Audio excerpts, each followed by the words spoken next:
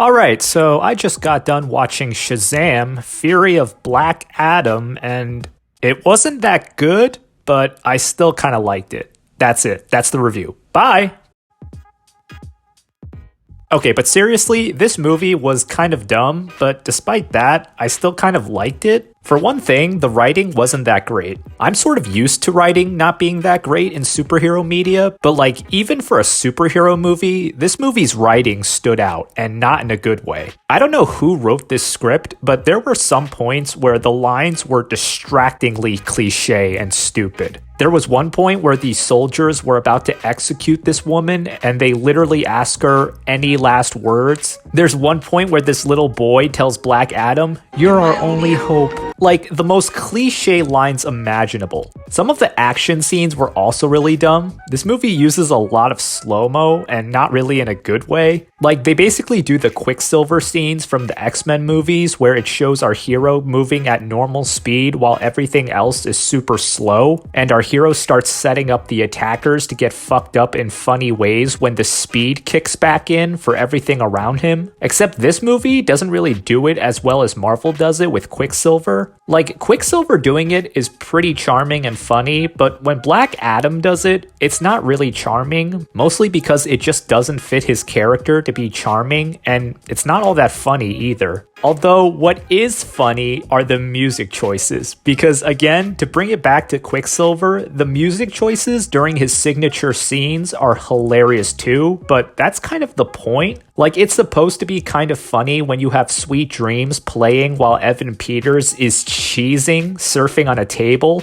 And yeah, the music choices in Black Adam were really funny, but I don't think it was nearly as intentional. I can't really explain it, but the music was just really weird during the slow-mo scenes. It made me laugh so hard. But beyond the writing and the action and the soundtrack, the plot was nothing special really. It really is just the typical superhero movie plot, with exposition explaining the origin story at the beginning, followed by the hero being born and learning how to exist in the world with their powers, followed by the hero encountering some sort of conflict that puts the use of their powers in doubt, ending with the hero using their powers to defend the people they love and fight a big, dumb CGI monster at the end. It's really nothing special or ambitious, and if it wasn't for the fact that The Rock is just so charismatic, I don't think it would have held my attention for as long as it did. There were definitely some points where I was zoning out though. And I think that's worth talking about now that we've mentioned The Rock, because his performance as Black Adam is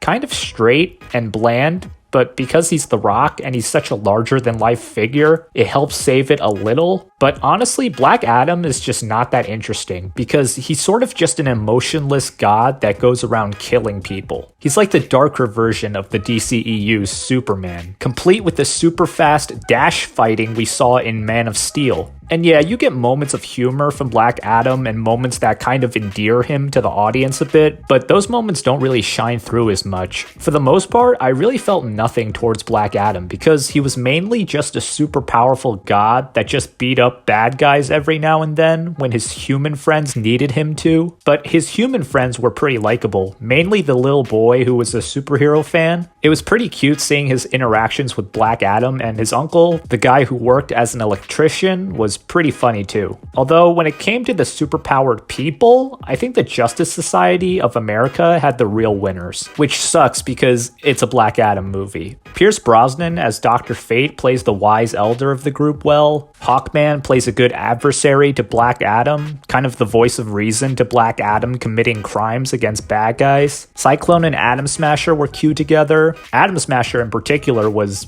he's pretty much a combo of Deadpool and Ant-Man. I'm sorry, honestly, I hate to keep doing this thing where I compare DC to Marvel, because even though they both showcase superheroes, I think the DC universe should be allowed to exist on its own without the constant comparison to Marvel and how they're doing. But with this, it's kind of unavoidable. I don't think you can look at Adam and not see him as Deadpool with Ant-Man's powers. He's even the comedic relief of the group if you want more reason to believe his comparison to Deadpool. But back to the plot, like I said, it really wasn't anything too special or ambitious. There is a little bit of a twist at the end with Black Adam's backstory, but it really doesn't even matter. It changes absolutely nothing. Oh, but there's this one bit where when the twist is being shown, it shows the same flashback that was shown at the beginning of the movie with some new information, and we see that The Rock was actually this one guy from thousands of years ago. But if you go back to the original flashback, you know, the one from the beginning of the movie, I'm fairly certain that when they showed that guy, it was not The Rock, because that guy was just too small to be The Rock.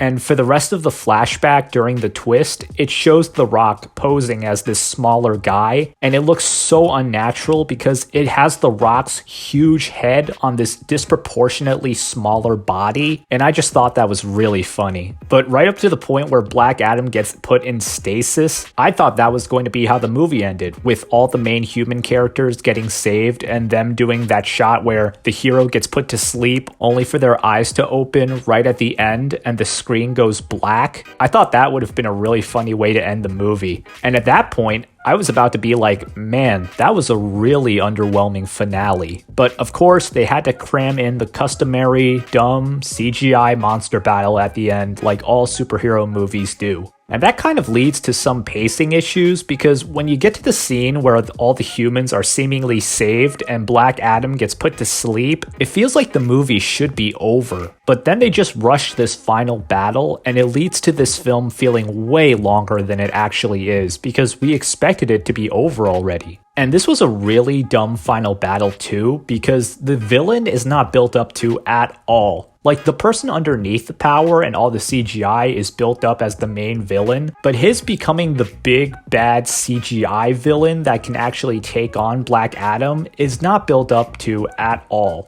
And actually, I kind of want to take it back, because the person underneath all the power and all the CGI is really not built up to all that well either. The CGI monster at the end completely comes out of nowhere, and it's the most stereotypical villain character you could imagine. Oh, but real quick, in case you haven't figured it out yet, this is a Shazam spin-off movie, so that means Black Adam also has to yell Shazam like Billy Batson did in his movie in order for his powers to be granted, and he does it before he goes off to battle this monster at the end, and this is kind of in the same vein as Black Adam doing the same type of action scenes as Quicksilver, but The Rock yelling Shazam is just really funny to me. Like, I can't take it seriously. I mean, it works for Billy Batson in Shazam because it's a very light, fun, cute movie with light, fun, cute characters. But when you have a serious, darker character like Black Adam yell the same thing, it just comes across as really funny. I don't know, I just didn't feel like it worked. But yeah, back to what I was saying before. They have this big battle at the end, and that's the end of the movie.